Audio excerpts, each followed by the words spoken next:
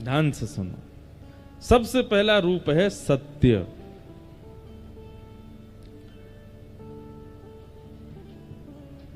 अगर आप हनुमान जी का दर्शन करने जाते हैं और उनके प्रति आपके चित्त में सत्य की भावना नहीं है, सत्य की स्थिति नहीं है, तो आप चाहे कितने भी बड़े पाठ कीजिए, कितने भी अनुष्ठान करा लीजिए, कितना भी भोग लगा लीजिए, आपको हनुमान जी केवल पाषाण ही लगेंगे, कभी अनुभव नहीं होगा उनका। भगवान के प्रति, ईश्वर के प्रति, देवताओं के प्रति, नदियों के प्रति सत्य की भावना सबसे पहले रखनी पड़ेगी कि वो सत्य है। सत्य। दूसरी बात, जिसके सन्मुख जाके, जिसके सामने जाकर के स्वतः अपने आप सत्य मन में प्रकट हो जाता हो, उसे सत्य कहते हैं। दुनिया के आगे आप झूठ बोल सकते हो, दुनिया के आगे आप असत्य संभाषण कर सकते हो। जय हो। हमारे साथ ही बैठे रही हो भैया, हैं भाग मत जाइयो, जोड़ते हवा आवे तो। हम तो उठ नहीं सकते जब तक आरती नहीं हो। प्रेम से, आनंद से सब बैठे रहो, जो होगा देखेंगे। सत्य, जिनके सामने सत्य प्रकट नहीं करना पड़ता, अपने आप प्रकट होता है। जैसे पिताजी के सामने अगर आपसे कोई गलती हुई है तो आप सत्य छुपा सकते हो, पत्नी से भी सत्य छुपा सकते हो, बच्चों से भी सत्य छुपा सकते हो, लेकिन ठाकुर जी से सत्य छुपाया नहीं जाता, अपने आप प्रकट हो जाता है। हे हनुमान जी महाराज, पत्नी को नहीं बताया, बच्चों को नहीं बताया, सबसे छुपा, पर आप तो सब जानते हो नाथ, आपसे क्या छुपाएं। हमने ये पाप कर्म किया है, हमसे ये अपराध हो गया है, क्षमा करना भगवान। हनुमान जी आपके पीछे पड़े थे कि मुझे सत्य बताओ, नहीं पड़े थे, फिर भी क्यों बता दिया आपने? क्योंकि उनका स्वरूप ही सत्य है। राम जी का स्वरूप ही सत्य है, श्री कृष्ण का स्वरूप ही सत्य है।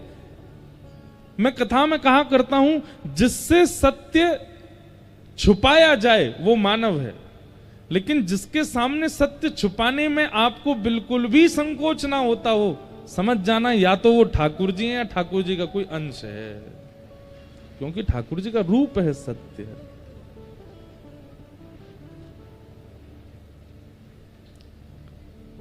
सत्य। ठाकुर जी का दूसरा रूप क्या है? चैतन्य। चैतन्य का मतलब क्या होता है?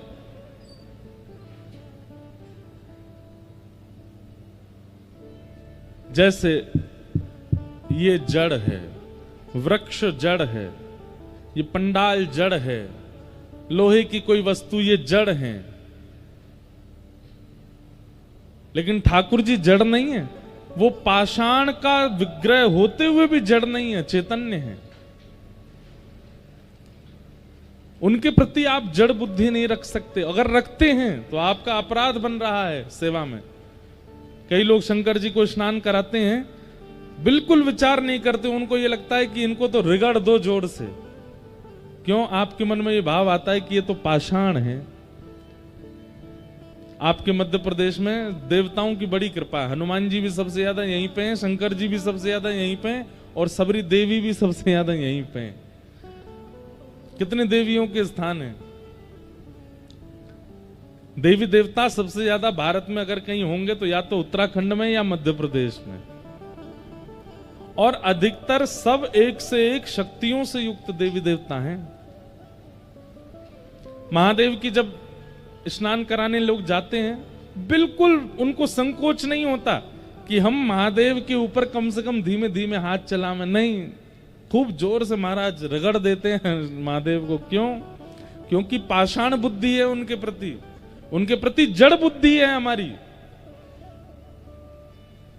हम तो कभी पंचामृत अभिषेक करते हैं तो दूध, घी, शही, शर्करा, जैसी शक्कर आती है ना, तो मैं ये चीनी तो डालने ही नहीं देता। हम कहते हैं या तो बूरा लाओ या शक्कर लाओ पिसी हुई, ये निष्ठुर जो बिल्कुल चुभती है, ऐसी शक्कर में डालते ही नहीं कभी, और कभी होती भी है तो सबको बोलते हैं हमारे पंडित जी को, भाई इसको पीस दो या कुछ इसको पाउडर जैसा बनाओ। महादेव को ऐसे नहीं लगाएंगे, वो कोई जड़ थोड़े ही है, चैतन्य है। और फिर उसको पधराने के बाद भी बहुत धीमे धीमे हाथों से महादेव के सब अंग से, क्यों? क्योंकि वो जड़ नहीं है। हमारी भक्ति उसी समय लाभ देना बंद कर देती है जब हम ठाकुर जी के प्रति जड़ बुद्धि रखते हैं। वो जड़ नहीं है। एक बात कह दें, बहुत ध्यान से सुनिएगा, आप ठाकुर जी के प्रति अगर जड़ बुद्धि रखते हो, किसी दिन ठाकुर जी ने आपके प्रति जड़ बुद्धि रख ली, हे ठाकुर जी इतनी जोर से धूप क्यों तपतपा रही है, हमारा शरीर जल रहा है। ठाकुर जी कहेंगे बेटा तेने भी तो हमको जड़ ही माना, अब हम भी तो जड़ ही मानने। मूसलाधार बारिश। एक जगह तो बड़ा अद्भुत, शंकर जी के मंदिर में पाइप लगा हुआ था बाहर, बोरिंग वाला पानी, वो पाइप से शंकर जी को निभा रहे थे।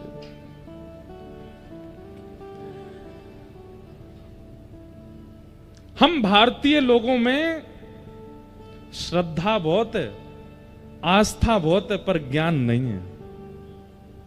और ऋते ज्ञानान न मुक्ति, इसीलिए हमारे शास्त्र कहते हैं कि ज्ञान के बिना जब आप सेवा में जाते हो तो कहीं ना कहीं मुक्ति में बाधा बनती है। अब देखो इसमें दो पक्ष हैं।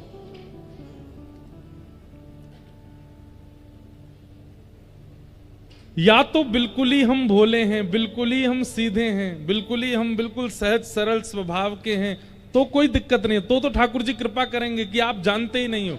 लेकिन आपको कथाएं सुनने को मिलती हैं, आपको प्रवचन सुनने को मिलता, आजकल तो यूट्यूब पे सब सारे महापुरुषों की कथा सुनने को अनुभव हो जाती है। उसके बाद भी आप मंदिर में जाकर के वही जड़त्व वाले काम करते हैं तो ठाकुर जी को गुस्सा आता है, बोले इसको सब पता है फिर भी कर रहा है। या तो हमारा स्वभाव कर्मा जैसा हो कि पिताजी बोल के गए कि ठाकुर जी का भोग लगाना है, और कर्मा को ये नहीं पता कि नहा धो के लगाना है, वो भोग लगाना है बस। सुबह उठते ही बिना नहाए धोए खिचड़ी बना के ठाकुर जी को भोग लगा देती है। अब उसको कौन समझाए कि भाई शुद्धता का ध्यान रख, स्नान कर ले, नए कपड़े पहन, बिल्कुल हाथ खासा करके तब भोग बना। भोली है, नहीं जानती है, बिना नहाए धोए बना देती है।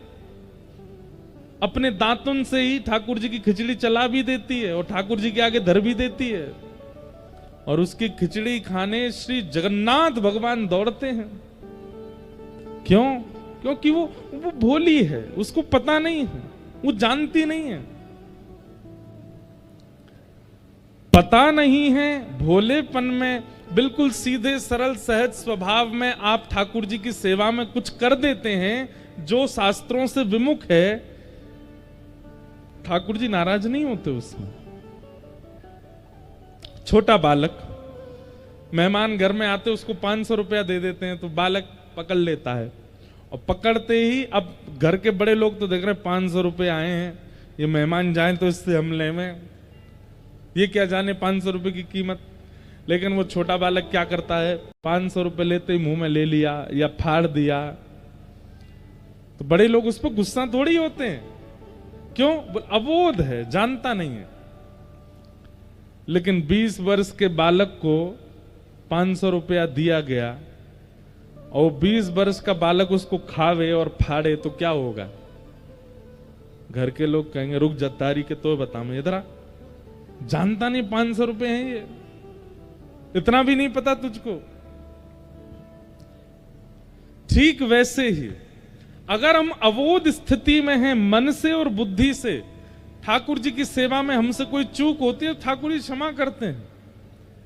लेकिन हम बाहर तो बड़े चतुर हैं, पैसा लेना है किसी से तो हमको चतुराई आ जाती है, किसी के साथ छल करना है तो हमको चतुराई आ जाती है, किसी के साथ कपट करना है तो हमको चतुराई आ जाती है, किसी से ईर्ष्या करने में हम पीछे नहीं हटते। और जब ठाकुर जी की सेवा में जाते हैं तो हम तो बोले हैं, हम तो कुछ जानते नहीं है। महादेव उस समय अपना त्रिशूल पहनाते हैं, बोले रुक जा, मिल मुझे किसी दिन। बाहर के लिए इतना चतुर बनता है, यहां पे आके कहता बोला हूं मैं। या तो अत्यंत सरल सहज स्वभाव हो हमारा, बाहर भी वैसे हैं भीतर भी वैसे हैं, तो संभव है। लेकिन यदि संसार के लिए चतुराई है और ठाकुर जी के आगे भोले बनने का प्रयास करते हैं, ठाकुर जी दंड देते हैं। चैतन्य, ठाकुर जी को चैतन्य मानिए, वो जड़ नहीं है, वो पाषाण में व्यवस्थित होकर के विराजमान हैं। अपने भक्ति भाव से, प्रेम भाव से उनको चैतन्य करो, चैतन्य मानो। तो पहला स्वरूप ठाकुर जी का सत्य, दूसरा स्वरूप ठाकुर जी का चैतन्य, और तीसरा स्वरूप ठाकुर जी का आनंद। आप लोग कथा में बैठे हो, अभी थोड़ी आंधी सी आई, लेकिन आप सब लोग फिर भी प्रसन्न मुद्रा में सुन रहे हो। 2-4 लोग इधर उधर देखने लगे थे, बाकी सब सुन ही रहे थे। क्यों? क्योंकि यहां आपको सुख नहीं मिल रहा है, यहां आपको प्रसन्नता नहीं हो रही है। यहां जिस भाव का आप अनुभव कर रहे हो वो भाव ही कहलाता है आनंद। वो आनंद है। आनंद का और सुख का अंतर क्या होता है? सुख का मतलब क्या है? जो व्यवस्थाओं से युक्त है वो सुख है, और जो अव्यवस्था में भी प्रसन्न रहने देता है वो आनंद है।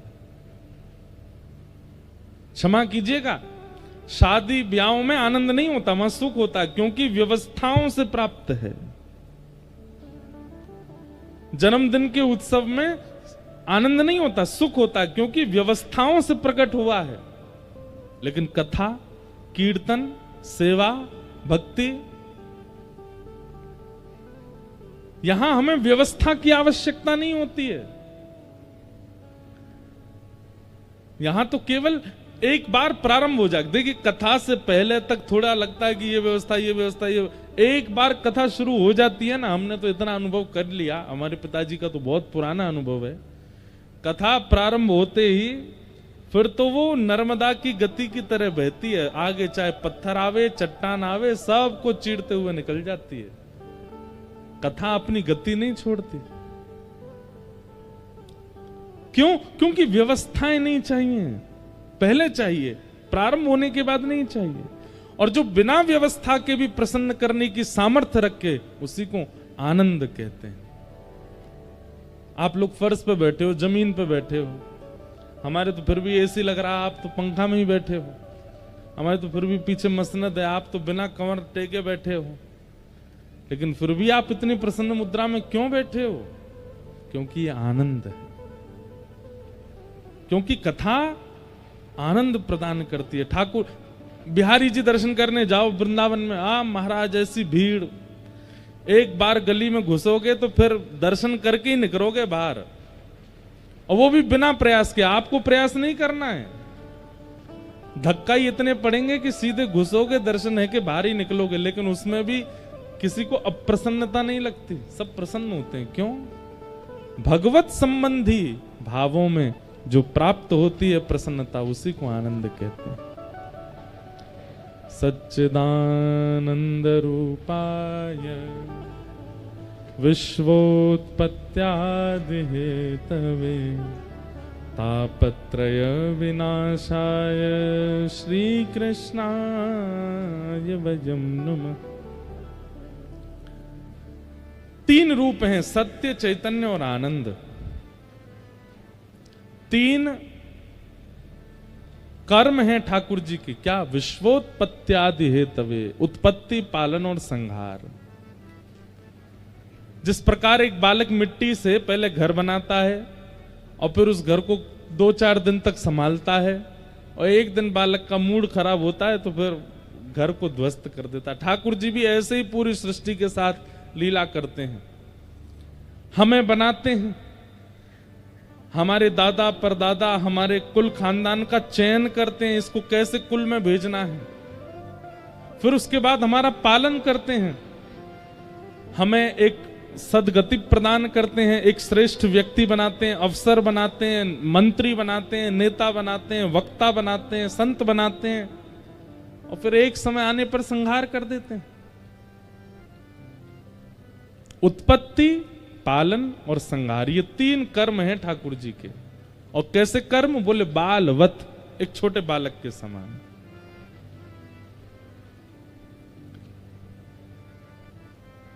तीन गुण हैं, तापत्रय विनाशाय श्री कृष्णाय वयं नमः। आदि दैविक, आदि भौतिक और आध्यात्मिक त्रिविध तापों का जो उपशमन करते हैं। जैसे दैविक ताप किसको कहते हैं? अभी आंधी चल रही है, वर्षा होने लग जाए, फसल खराब हो जाए, खेती बाड़ी नष्ट हो जाए, नर्मदा जी में बाढ़ आ जाए, लोगों के घर बहने लग जाएं, आदि आदि इस प्रकार की जो आपदाएं आती हैं, दैवी आपदा। अच्छा, ये तो हो गई सार्वभौम आपदा। तो कई बार ऐसा होता है कि किसी किसी विशेष घर में भी दैवी आपदाएं आती हैं। 3 प्रकार के ताप हैं हमारे जीवन में, 3 ही प्रकार के कष्ट हैं, दैविक, दैहिक, भौतिक तापा। एक तो देवताओं के द्वारा दिया गया ताप, दूसरा दैहिक ताप, अपने ही तन से प्राप्त हुआ ताप। किसी को लंग्स की बीमारी हो गई, किडनी की बीमारी हो गई, ब्रेन की बीमारी हो गई, अंदर पेट की बीमारी हो गई, पैर खराब हो गए, हाथ खराब हो गए, कुछ भी, मन खराब हो गया, बुद्धि खराब हो गई। और तीसरा ताप होता है किसी व्यक्ति के द्वारा दिया गया ताप। भाई से नहीं बनती, पत्नी से नहीं बनती, माता पिता से नहीं बनती, बच्चों से नहीं बनती, इनसे लड़ाई करते हैं, उनसे लड़ाई, उनको जीवन में कोई कष्ट नहीं है, शरीर उनका ठीक है, दैविक ताप भी नहीं है कोई उनके जीवन पर, वो 24 घंटा चिंता में क्यों रहते हैं? उससे मेरा संबंध खराब हो गया है। किसी अन्य के द्वारा दिया गया ताप, ये 3 ही ताप हैं पूरे विश्व में। या तो देवताओं के द्वारा दिया गया ताप, या स्वयं के शरीर से उत्पन्न हुआ ताप, या किसी अन्य व्यक्ति के द्वारा दिया गया ताप। लेकिन यहां क्या कहते हैं? तापत्रय विनाशाय श्री कृष्णाय वयं नमः। इन तीनों तापों को खत्म नहीं करते ठाकुर जी। एक बात बहुत ध्यान से सुनिएगा हमारी, इधर देखो सब लोग। इस पृथ्वी पर आए हैं तो ताप तो जीवन में आएगा, ताप से नहीं बच सकते आप। शारीरिक ताप भी, मीराबाई के जीवन में ताप नहीं आया, बहुत ताप आए। बाल्यकाल से ही श्री कृष्ण को अपना पति मानती थी, लेकिन माता पिता ने जबरदस्ती भोजराज के साथ विवाह कर दिया। भोजराज के साथ विवाह करके गई तो वहां ससुराल में सब लोग उनके विपरीत, ननद विपरीत, सासू मां विपरीत, देवर विपरीत, सब विपरीत। और कुछ ही महीने निकले थे ब्याह के, जिनसे ब्याह हुआ उनके प्राण चले गए।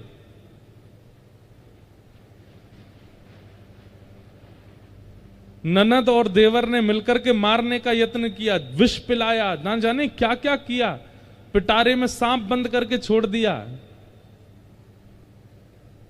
क्या ताप मीराबाई के जीवन में नहीं आया? आया। लेकिन फिर भी भक्तिमती मीराबाई का चरित्र आज शुद्ध व्यासपीठ से वक्तागण सुनाते हैं।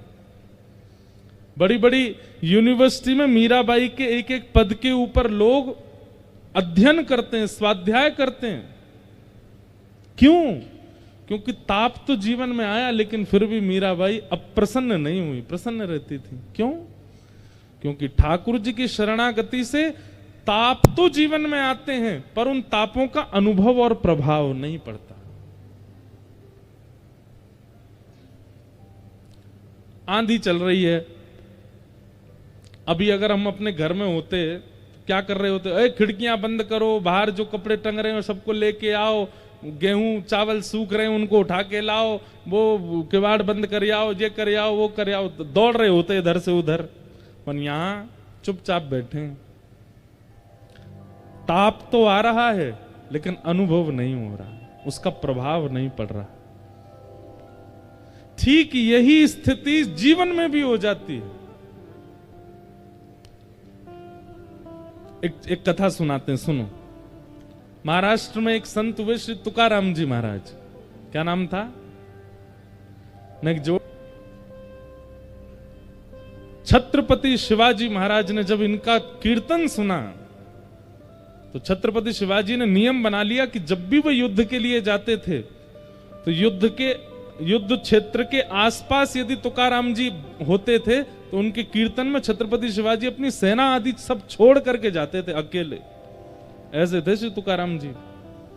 अद्भुत ज्ञान, अद्भुत कीर्तन, अद्भुत भक्ति के भंडार। पंडरीनाथ भगवान, श्री विठ्ठल भगवान उनसे बहुत रीझे रहते थे। अब देखो, छत्रपति शिवाजी जिनके चरणों में नतमस्तक रहते हैं, साक्षात जगत नियंता जगदाधार पंडरीनाथ भगवान श्री विठ्ठल भगवान जब तुकाराम जी मंदिर में प्रवेश करते थे तो विठ्ठल भगवान की जो प्रतिमूर्ति थी वो जड़ से साक्षात सचल हो जाती थी। हंसने लग जाते थे ठाकुर जी, आंखें टिमटिमाने लगती थी ठाकुर जी की तुकाराम जी के आते ही। तुकाराम जी जिस गली से निकल जाते थे लाखों की तादाद में लोग उनके घेरा में चलते थे, आगे पीछे हाथ पांव जोड़ते हुए चलते थे। लेकिन जब तुकाराम जी अपने घर आते थे तो पत्नी उनकी बिल्कुल विपरीत थी। वो डांटती भी थी, फटकारती भी थी और खूब सुनाती भी थी। पूरे दिन कुछ करते धरते नहीं हो, प्रवचन करते रहते हो, कथाएं सुनाते रहते हो, कुछ दक्षिणा लिया करो, घर कैसे चलेगा?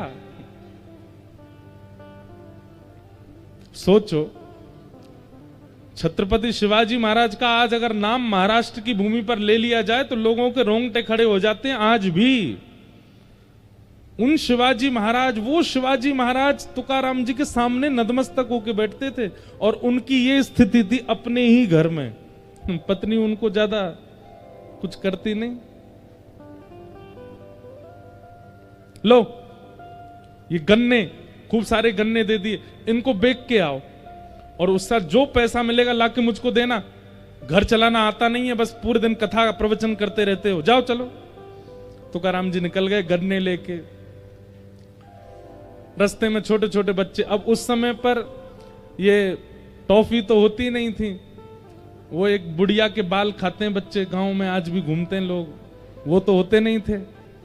या ये चूरन चटनी आजकल जो बच्चे खाते हैं अपनी जीभ के सुख के लिए, ये सब पहले तो होता नहीं था। पहले तो आम होते थे, सेब होते, गन्ना होते, इनसे ही स्वाद लेते बच्चे।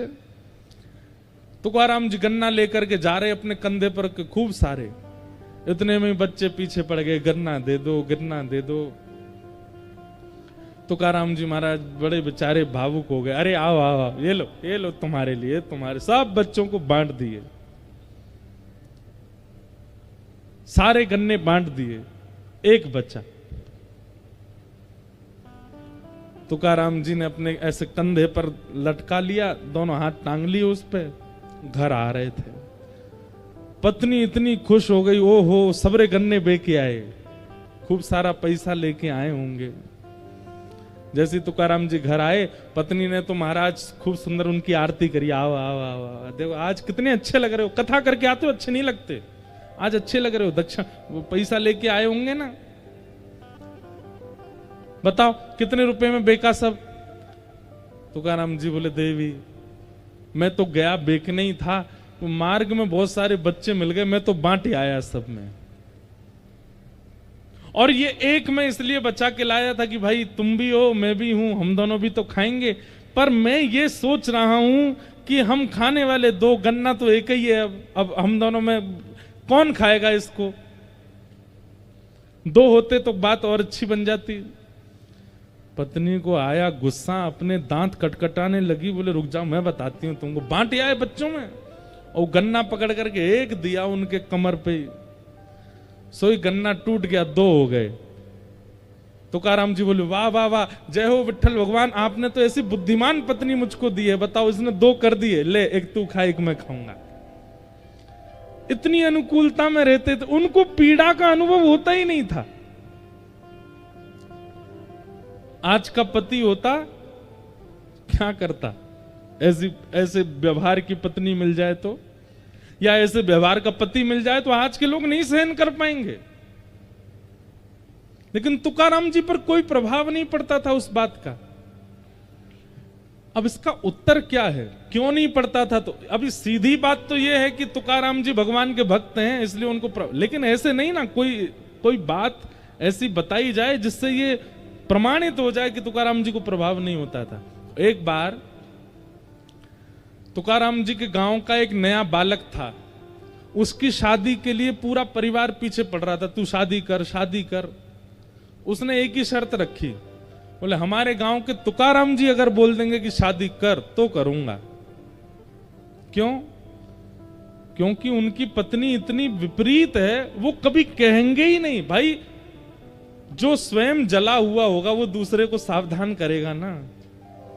तुकाराम जी कभी नहीं बोलेंगे मुझसे कि तू ब्याह कर, इसलिए तुकाराम जी अगर कहेंगे तो मैं ब्याह करूंगा। घर वाले बेचारे डर के मारे नहीं जाते थे, क्योंकि तुकाराम जी को मना ही करना है। सबको यही लगता है तुकाराम जी मना कर देंगे, वो खुद बेचारे इतने कष्ट भोग रहे हैं। लेकिन जब अति हो गई तो घर के लोग बोले चल तुकाराम जी के पास चल, उनसे बुलवा। तो बालक गया और तुकाराम जी से जाके बोला मेरे घर के परिवार के सब लोग पीछे पड़ रहे हैं और सब लोग मुझसे कह रहे हैं कि आप ब्याह कर लो, पर मैंने सबसे कहा है कि आप कहेंगे तो ही मैं ब्याह करूंगा।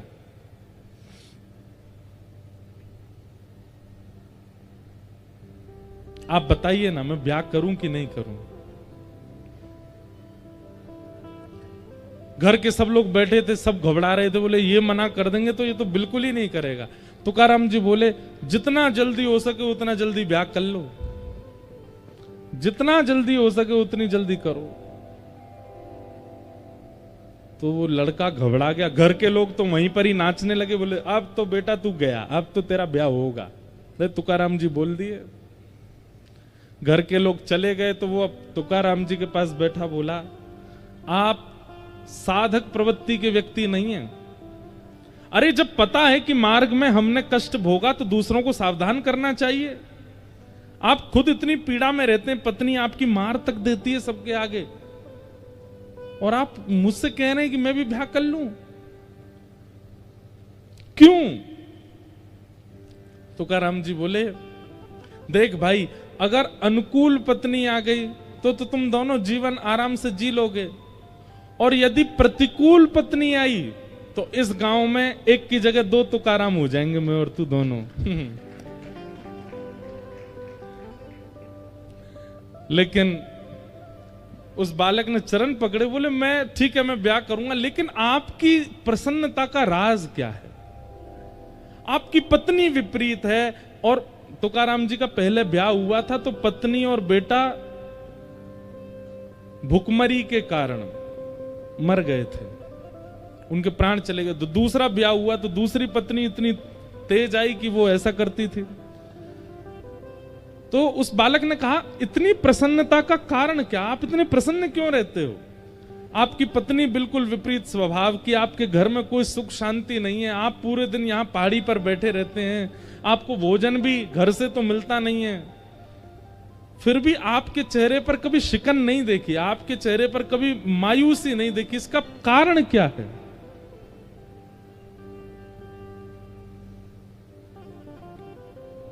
संतों का उत्तर देने का तरीका बड़ा विचित्र होता है। तुकाराम जी बोले मैं अपनी तो तुझे बाद में बताऊंगा, लेकिन तेरी माथे की रेखा मैंने देखी और मुझे कुछ पता चला है, मैं तुझे बता दूं? बालक बोला बताओ। बोले अगले 7 दिन में तेरी मृत्यु हो जाएगी, तू मरने वाला है।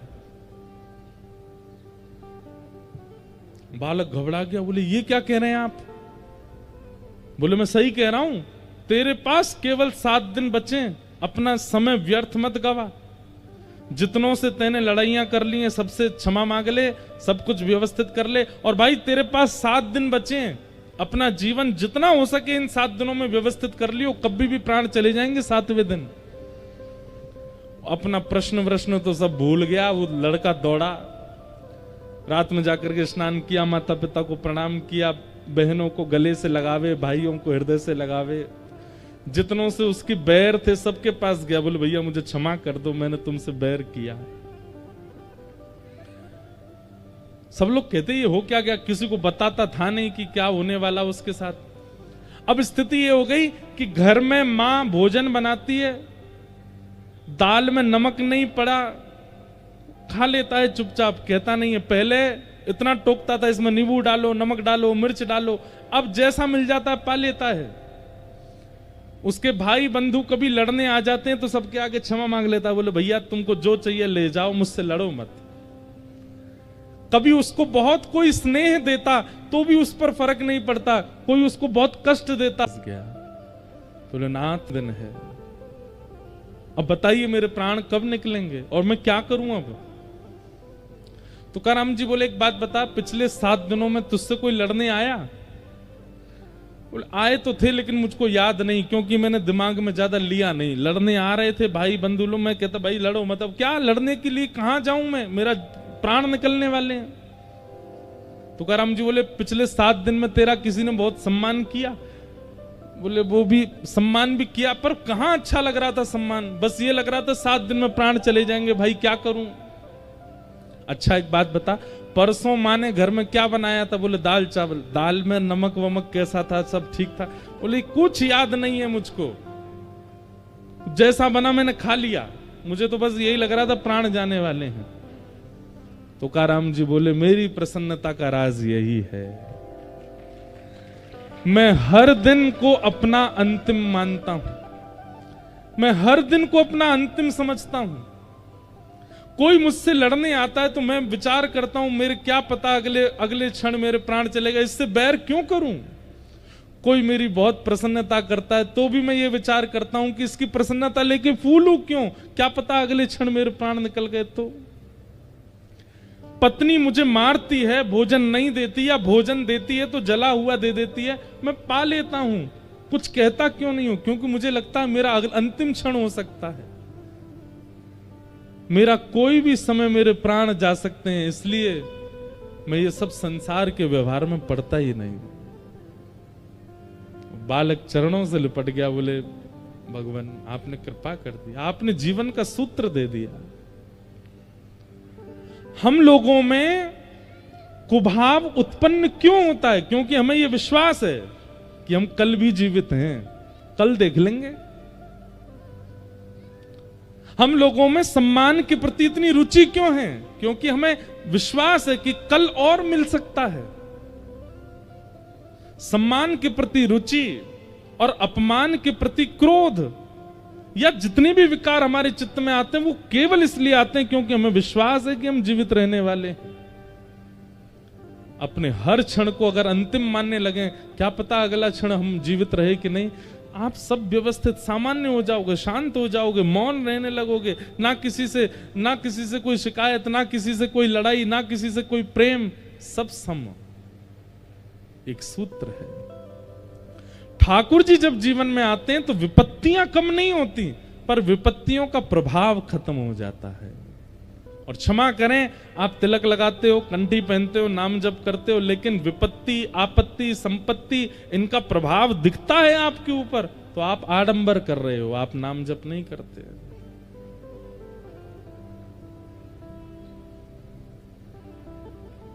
तापत्रय विनाशाय श्री कृष्णाय वयं नुमः। ऐसे 3 तापों को उपशमन करने वाले श्री कृष्ण को हम बारंबार प्रणाम करते हैं। भागवत जी के महात्म का पहला श्लोक, ब्रज के नंद लाला राधा जी के सांवरिया, सब दुख दूर हुए जब तेरा नाम लिया। नंद लाला राधा जी के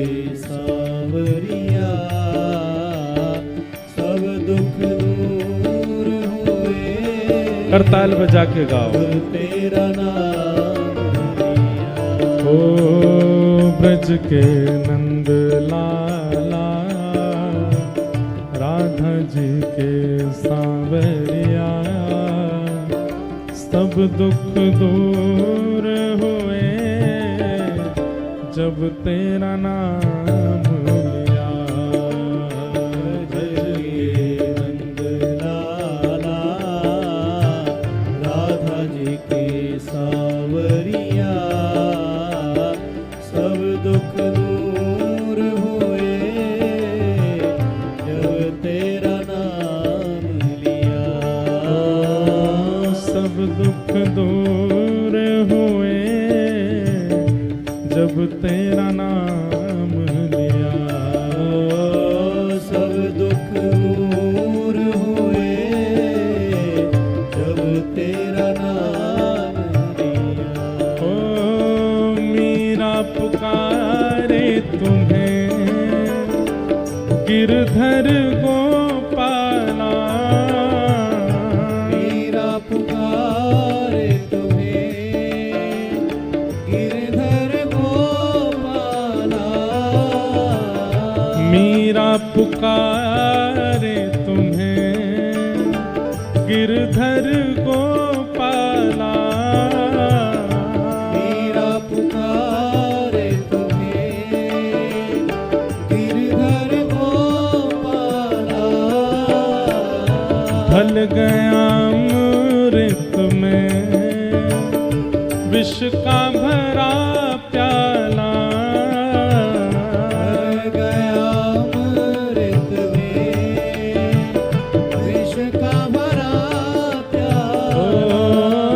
विष का भरा प्याला, कौन मिटाए उसे जिसे तूने राख लिया। सब दुख दूर हुए जब तेरा नाम लिया। सब दुख दूर हुए जब तेरा नाम लिया। ओ सब दुख दूर हुए जब तेरा नाम लिया। सब दुख दूर हुए जब तेरा नाम। श्री राधा रमण लाल की।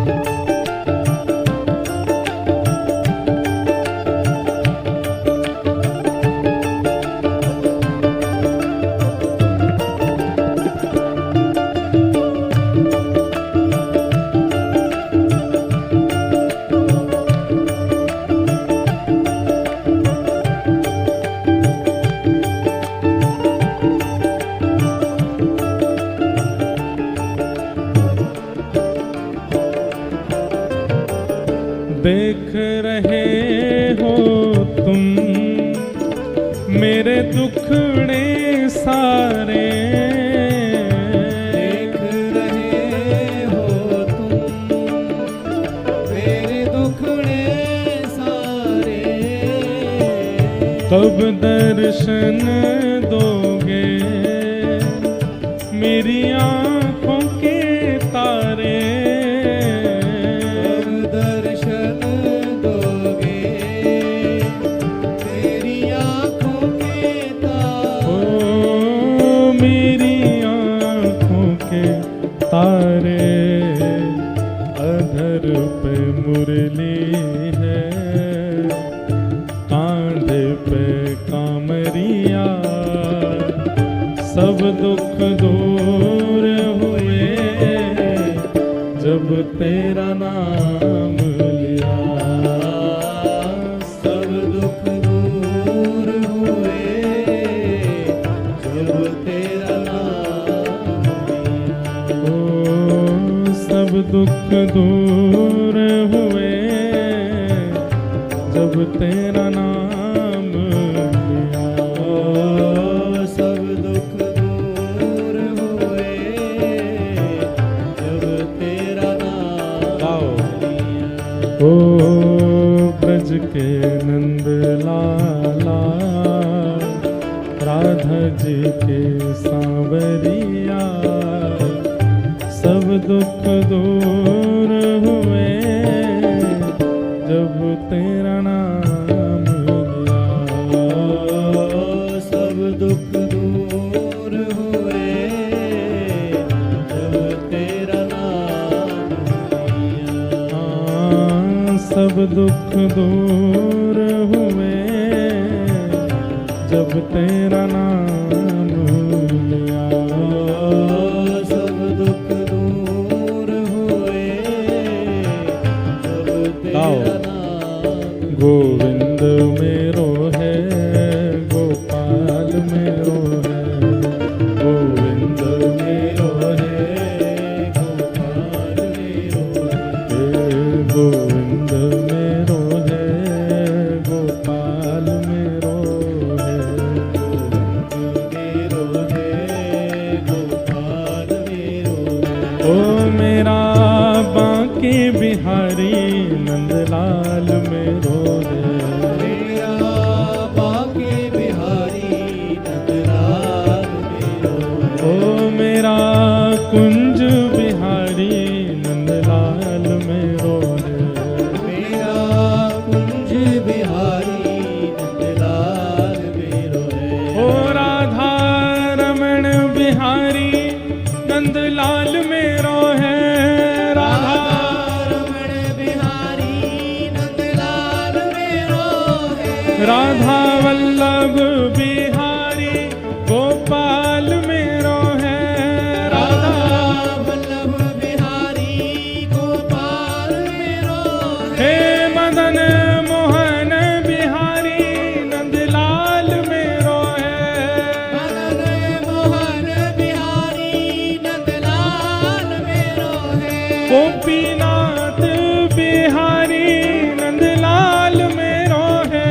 गोपीनाथ बिहारी नंदलाल मेरो है। ओ प्यारो गिरिवरधारी गोपाल मेरो है।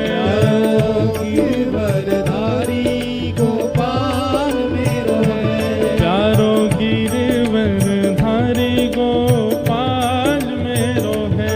प्यारो गिरवरधारी गोपाल मेरो है। हे गोविंद मेरो है गोपाल मेरो मेरो है गोपाल मेरो है। गोविंद मेरो है गोपाल मेरो मेरो है गोपाल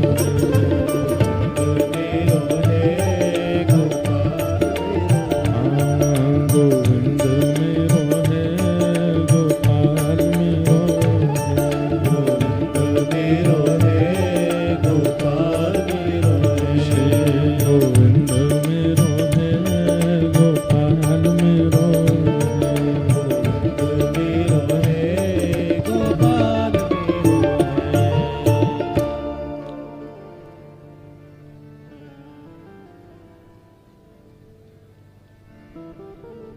सच्चिदानंद रूपाय विश्वोत्पत्त्यादि हेतवे तापत्रय विनाशाय श्री कृष्णाय वयम नमः। भागवत जी के महात्म का ये प्रथम श्लोक महात्म की चर्चा सुनाते हुए श्री सुखदेव जी महाराज सूत जी महाराज सौनकादि ऋषियों को कहते हैं। सौनकादि ऋषियों ने मानव कल्याण के प्रश्न पूछे, तब सूत जी महाराज कहते हैं कि हे नाथ, आप लोगों के जो ये प्रश्न हैं इसका उत्तर एक ही समझ आता है।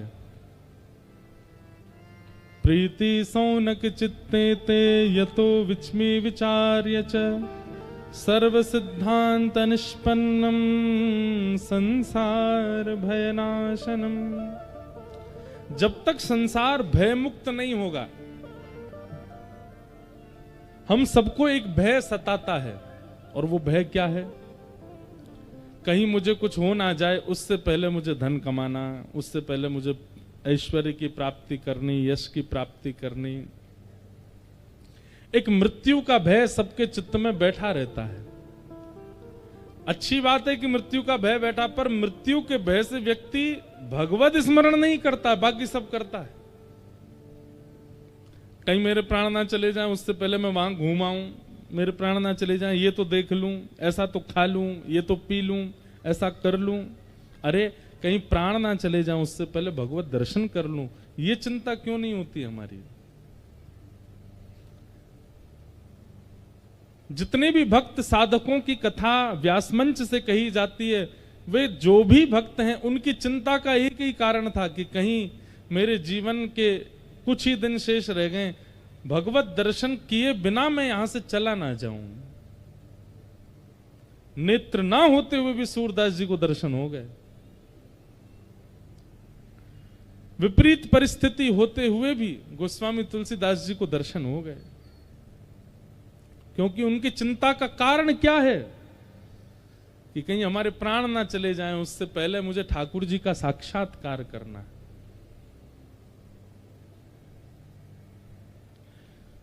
और मृत्यु के भय से पहले भगवत दर्शन की इच्छा चित्त में प्रकट कराने की सामर्थ्य केवल भागवत जी में है। श्रीमद् भागवत का आश्रय लेने वाला व्यक्ति निश्चित है कि वो इस स्थिति में आ जाएगा कि उसकी अंतिम इच्छा यही रह जाएगी कि मेरे प्राण जाएं, उससे पहले मैं ठाकुर जी को देख लूं। और कालव्याल मुखग्रास त्रास निर्णा सहेतवे श्रीमद्भागवतम शास्त्रम कलौ कीरेण भाषितम्। श्रीमद्भागवत रूपी शास्त्र का आश्रय लो, सूत जी महाराज ने सोनकादि ऋषियों से कहा। इसी से ही मृत्यु का भय दूर होगा और मृत्यु से पूर्व भगवत दर्शन की इच्छा चित्त में प्रकट होगी। भगवत दर्शन की इच्छा चित्त में आते ही व्यक्ति का जीवन सुधरने संवरने लगेगा। सौनकादि ऋषियों ने कहा कि भागवत जी में ऐसा क्या है, कृपा कर हमको इसका थोड़ा महात्म्य सुनाइए। तब सूत जी महाराज महात्म्य सुनाते हुए कहते हैं, एक बार की बात है, बद्रीनाथ में सनक सनंदन सनातन सनत कुमार भगवान के प्रथम अवतार भ्रमण कर रहे थे। तभी सामने से श्री नारद जी महाराज को आते देखा। नारद जी के मुखमंडल पर थोड़ी सी उदासी देख करके सनत कुमारों ने पूछा कि हे नारद जी, आपकी चिंता का कारण क्या है? नारद जी महाराज बोले कि भगवान, पृथ्वी की बड़ी प्रशंसा सुनी थी हमने कि पृथ्वी बहुत सुंदर है, पृथ्वी के लोग ऐसे हैं, पृथ्वी पर इतने धाम हैं, तीर्थ हैं, पृथ्वी पर ऐसी पवित्र नदियां हैं। परंतु जब मैं पृथ्वी का दर्शन करने गया तो मुझे जैसा सुना था वैसा कुछ भी नहीं दिखा। अहम तुम पृथ्वीं यातो ज्ञात्वा सर्वोत्तमामिति पुष्करम च प्रयागम च काशी गोदावरी तथा हरिक्षेत्रे कुरुक्षेत्रे श्रीरंगम सेतुवंदनम एवमादिषु तीर्थेषु भ्रममाण इतस्ततः। हरिक्षेत्रम कुरुक्षेत्रम श्रीरंगम सेतुवंदनम, यहां पर लगभग तीर्थों के नाम बोले गए। अभी एक प्रश्न उठता था मेरे मन में, तीर्थों के नाम बोले हैं और तीर्थों के नाम बोल करके कहा गया कि यहां पर ये पाप होता है, ये पाप। अरे शहरों के नाम क्यों नहीं बोले? मानते हैं कि तीर्थ में दो चार लोग कुछ गलत अपराध करने वाले होते होंगे, शहरों में तो सभी होते हैं। यहां पर बंबई का नाम लेते, कलकत्ता का नाम लेते, दिल्ली का नाम लेते, बड़े बड़े शहरों का नाम लेते तो समझ आता। नारद जी महाराज कह रहे हैं पुष्करम च प्रयागम च काशीम गोदावरीम तथा हरिक्षेत्रे कुरुक्षेत्रम श्रीरंगम सेतुवंदनम, सब तीर्थों की बुराई कर रहे हैं? नहीं, नारद जी महाराज हमको संकेत कर रहे हैं कि अत्यंत साफ स्थानों की स्थिति ये है, तो शहरों की स्थिति तो आप अनुमान लगा लेना क्या होगी। अत्यंत स्वच्छ पवित्र तीर्थों की स्थिति ये है, तो शहरों की स्थिति तो हम वर्णन कर ही नहीं सकते हैं। नारद जी ऐसा कहना चाह रहे हैं। प्रिंसिपल ने क्लास टीचर से पूछा कि आपकी क्लास का रिजल्ट कैसा रहा, तो टीचर ने कहा सबसे नंबर अव्वल आने वाला बालक फेल हो गया है, तो बाकियों की स्थिति समझ जाओ आप। सबसे ज्यादा नंबर लाने बालक ही फेल हो गया। जैसे और दूसरा इसका उदाहरण सुनो, जब पिताजी अपने पुत्र से पूछते हैं हाँ भाई रिजल्ट आया तुम्हारा, क्या आया रिजल्ट में? बोले पिताजी मेरी बात में पूछना, हमारे गांव का वो लड़का ना सबसे ऊपर हमेशा फर्स्ट आता, वही फेल हो गया, अब मेरा रिजल्ट तो आप समझ ही जाओ। जब वही फेल हो गया तो मैं कहां आया हूंगा।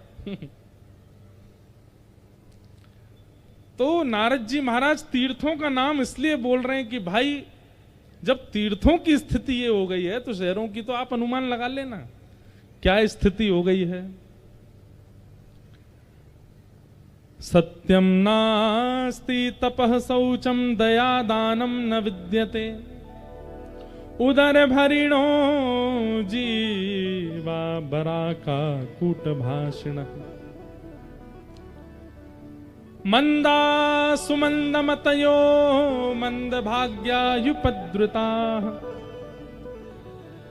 आहा पाखंड निरता संतो विरक्ता सपरिग्रह। बोले महाराज सत्यम नास्ति, सबसे पहला सत्य नहीं बोलते। मैं एक बात क्या करता हूं अपनी कथा में कि आप लोग 30 दिन का एक हमारी कहने से एक क्रम करो। आज तारीख है 1, बहुत बढ़िया तारीख है, आज से शुरू कर दो। अब तो क्या आधा दिन तो निकल ही गया, रात तो होने वाली है, लेकिन कल से शुरू कर देना अगली 1 तारीख तक। रोज गिनती करो कि आप झूठ कितना बोलते हो, गिनती करो। मजाक में भी बच्चे से झूठ बोला गया ना, ये देख हुआ आ गया, ये भी झूठ ही है, उसको भी गिनती करो। अगली एक अब आती है ना, हाथ में ऐसे लगा लेते हैं कई लोग, उस पर बटन दबाते रहो, गिनती होती है, नाम जप की गिनती करते हैं लोग। 1 महीना केवल अपने झूठ की गिनती करो, हमने झूठ कितना बोला। अगली 1 तारीख को और ईमानदारी से दबाना है, जब जब झूठ बोलो तब तब दबना चाहिए वो। अगली 1 तारीख को जब आप अपने उसको काउंटर को देखेंगे ना, आपकी आंखें खुली रह जाएंगी, कितना झूठ बोलते हैं। इसमें 2 चीजें होंगी, बहुत ध्यान से सुनिएगा।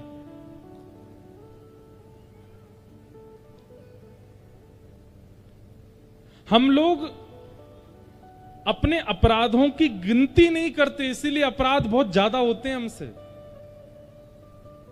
अगर व्यक्ति रोटी गिन के खाने लग जाए ना, तो 2-3 में पेट भर जाता है, बिना गिने खाए तो 6-6 खा लेता है। हम लोगों ने गिनती किसकी करनी प्रारंभ कर दी? नाम की, नाम जप की गिनती करते हैं, पुण्यों की गिनती करते हैं, दान की गिनती करते हैं, इसीलिए वो कम ही होते हैं हमसे, ज्यादा नहीं होते। और पापों की गिनती नहीं करते, वो महीना में कितने होते हैं हमसे।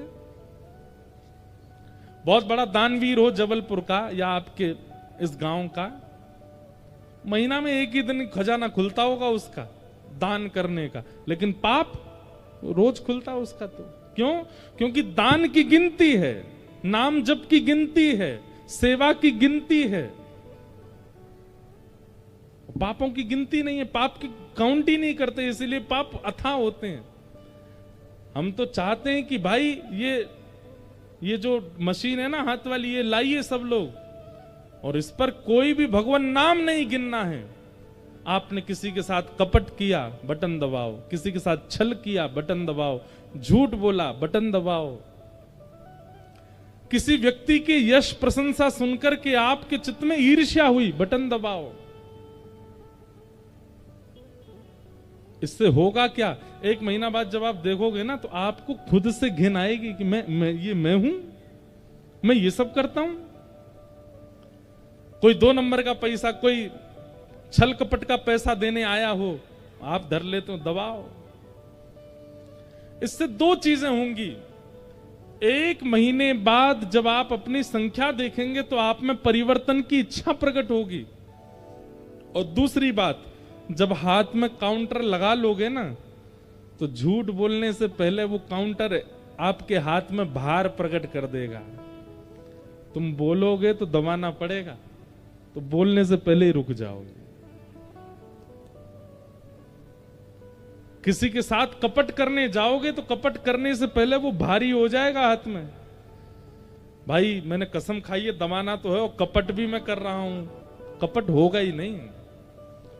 किसी पर क्रोध करने, पत्नी ने कुछ अनुचित कृत्य कर दिया, क्रोध आया, तो भारी हो जाएगा। बोले देख लेना, दबाना पड़ेगा।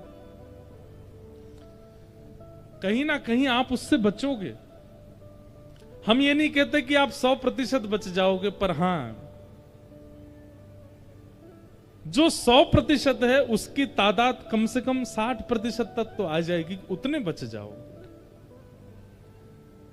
लोगों ने गिनतियां, हमसे लोग पूछते हैं कितनी कथा हो गई, हमने आज तक गिनी नहीं है कितनी कथा हो गई, आज तक नहीं गिनी। हमारे पूज्य पिताजी महाराज की गिनती है, उनकी गिनती इसलिए क्योंकि वो श्रेष्ठ हैं, वो पचा भी सकते हैं कि भाई 1500 कथा हो गई, उनको मान नहीं होगा, हम तो बालक हैं, हमको अगर पता चल जाए हमारी इतनी कथा हो गई तो मान हो जाएगा, इसलिए गिनती नहीं करते। हां, किस कथा में इतनी संख्या में लोग की निकलना ही, अब मैं जाता अगर बोल के कि मैं जा रहा हूं तो कितनों को लग जाती, पीड़ा होती। झूठ बोल के निकलना पड़ा कि हम अभी आ रहे हैं, प्रसाद पाके मंच पे आ रहे हैं, आप लोग हिलना नहीं। और एक महाराज जी आए, उनको मंच पे बैठा के प्रवचन कराने लग गए, सब लोग यथा योग्य बैठे रहे, हम चुपचाप पीछे से गाड़ी से एयरपोर्ट निकल गए। अभी उसका अपराध तो लगेगा हमको कि भाई इतने वैष्णव आशा लगा के बैठे और आप चले गए, पर वो भी उनकी भलाई के लिए था। लेकिन हमको लगता है कि उसका प्रायश्चित करना पड़ेगा कि इतने वैष्णवों को कष्ट दिया।